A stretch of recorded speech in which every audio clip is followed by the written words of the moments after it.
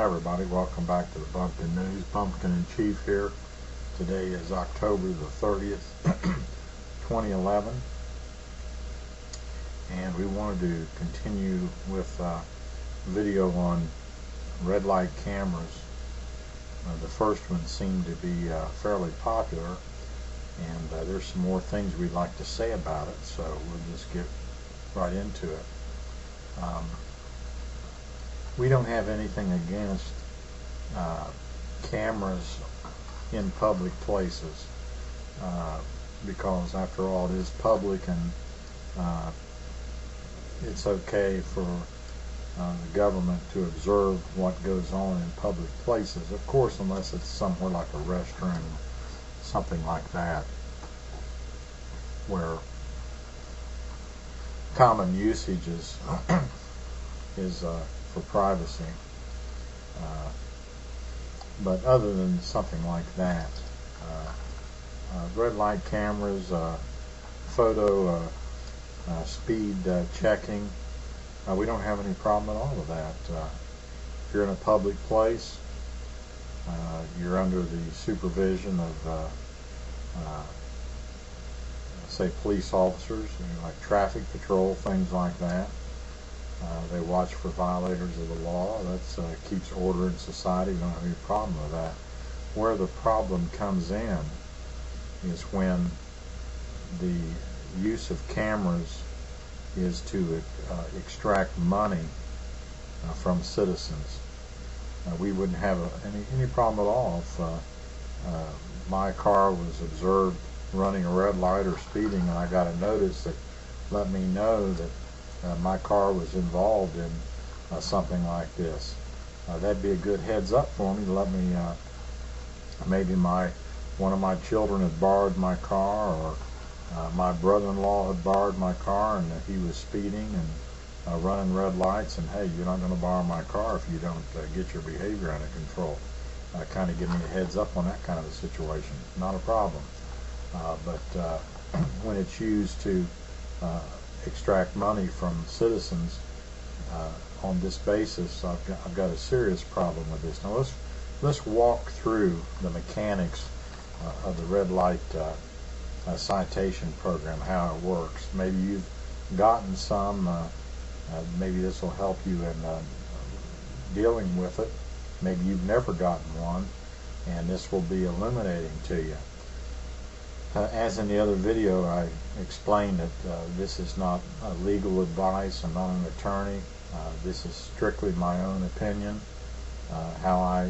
what works for me, and if you want legal advice, seek out an attorney. Okay, what happens is you get a notice in the mail. A lot of these programs, they call it a civil citation. A photograph of your automobile, usually from the rear, with a license plate number visible, and they use words like it appears that your vehicle was in the intersection and the light was red, or you allegedly, your vehicle allegedly ran this red light. Kind of absolves them of any hard responsibility for accusing you or prosecuting you for this violation. Kind of leaves the door open. Then it tells you that you should remit whatever the fine would be, depending on where you are. Maybe let's just say $150 to the red light camera safety program, or photo patrol program, or however they have it named. You send your money in. Now you have a option that if you were not the driver of the vehicle, you can file an affidavit and tell them who was driving your vehicle, so that they can be responsible for this alleged or what appears to be a violation. Now, if you don't want to do that, sometimes they might say that you can have a hearing before a police officer, possibly the same one that reviewed the photograph and signed off on it and caused you to receive this citation. You can have a hearing before him to state your case, and before you can have that hearing, you have to send in the amount of the fine. In other words, before you're even heard in this appeal, they already have your money. You pay your fine up front.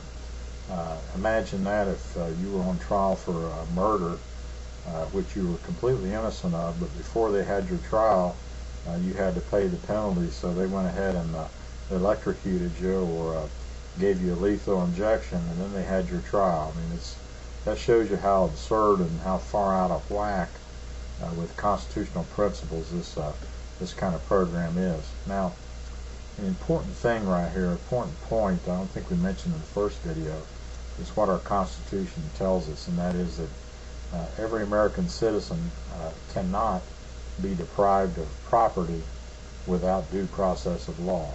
In other words, a police officer can't stop you on the highway and say that you were driving erratically, so you got to fork over $250 fine to him.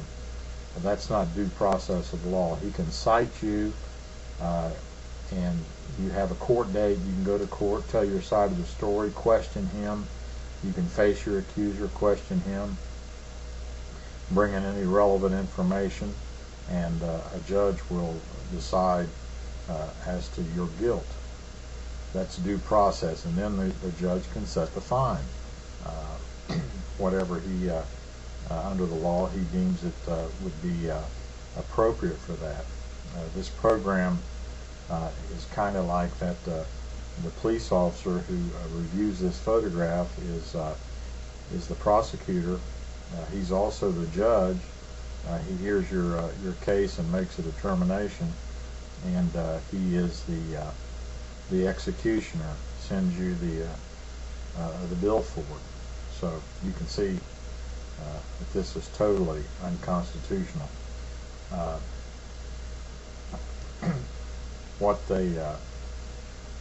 they do here is send you, sometimes it's termed a civil citation. Now, we already went through somewhat about criminal versus civil. A criminal, you violate a law, you are again given a court date, given a citation. Criminal offense, if it's of a severe nature enough, you'll be arrested. You go through that whole process, go to court, judge, jury, have a trial, and after that your case is disposed of that way. You go through the legal process. Now, a civil matter is not criminal, and usually it involves damages. Let's say that I'm at my local pizza store and I'm kind of in a hurry coming up from work. I want to stop and get a pizza to take home, and I jump in my car and I back up. It's kind of crowded, and I'm trying to watch, make sure I don't hit any little children or anything. I'm kind of backing up, and all of a sudden, whack, I stop and I realize that I just hit a sign.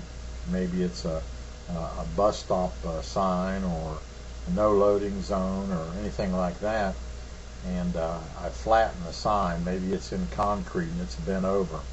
Well, I just damaged public property. Now, the city, the municipality where I live, can send me a notice that I owe them this much for damage to the city's property, and I can be a good, responsible citizen and say, well, I did do that. I've got the indentation in my bumper from that, so here's your $300 or $250 or whatever it would cost to replace the sign. Or I could be a bad citizen and just throw it in the trash, and once the city didn't get its money or any response from me, then they could file a civil suit against me and try to recoup the loss that way.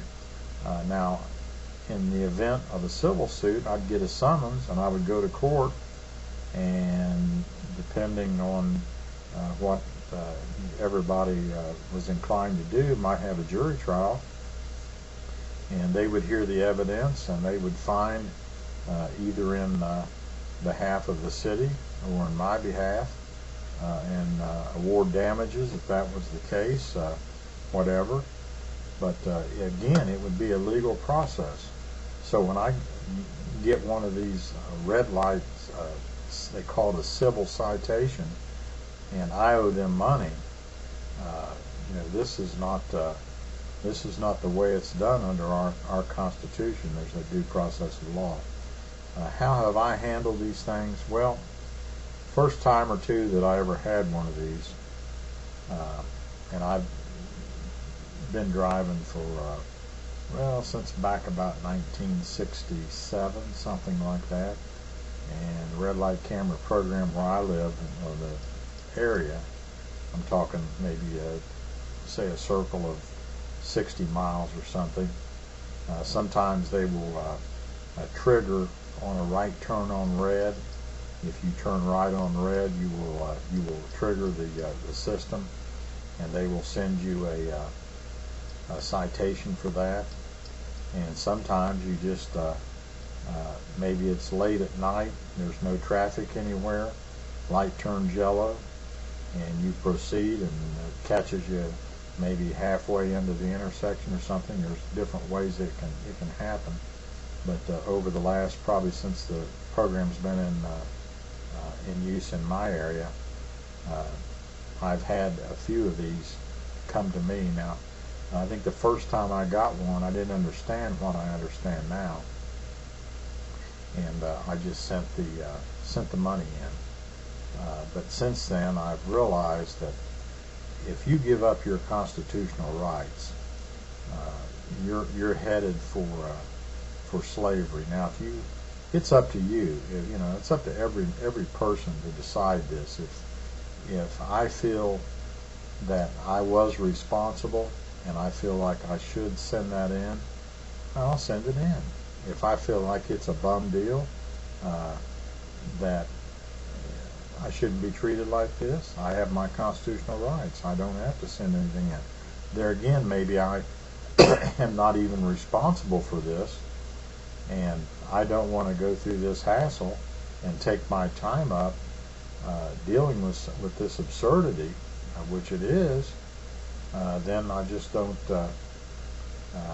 reply to it, and I get another notice, and I get one like that. I have sent back in a letter asking them to send me the details of this, and get a letter from a law firm saying that there's a possible civil trial or civil court that's going to be convened on this matter. This is where we want to go to. And when you say, yeah, that's fine, let's go to court, they stop sending you letters because they realize they don't have any case in this. Now, the benefit of going to court on an offense, if you've ever been in traffic court, like for whatever, speeding ticket, red light violation, stop sign, anything, and the judge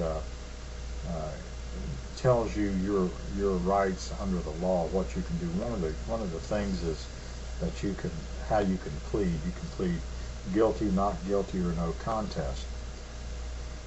And this is such a wonderful feature of our system, that we have these options, and this is what the court is all about. It's to see that justice is done, everybody's protected. Let's say that you, and this has happened to me before, if I'm guilty and I'm before the judge, I'm not going to say that I'm not guilty. I'm going to tell the truth. But there is the no contest, and the no contest is such that it may help you against a lawsuit, or maybe your insurance rates going up, or any kind of further legal action. You're not admitting guilt. You're not saying that you're not guilty. You're just kind of saying, You make the decisions for me. I'm just neutral in this thing. And that is a valid plea to enter, which is great. But again, when people want to just give up their constitutional rights and let government run around the Constitution and not enforce and uphold the Constitution, then we're on our way. When people become inured to this and they get used to this, pretty soon it's going to be the norm where they really don't have to prove anything. They can just claim things, and we need some more money. I mean, that's how you get into these third world countries. They don't really regard the law. It's just the people are intimidated and are afraid. But I'm one person that I want to exercise my constitutional rights so that I won't lose them. Thanks for watching. Let me know what you think.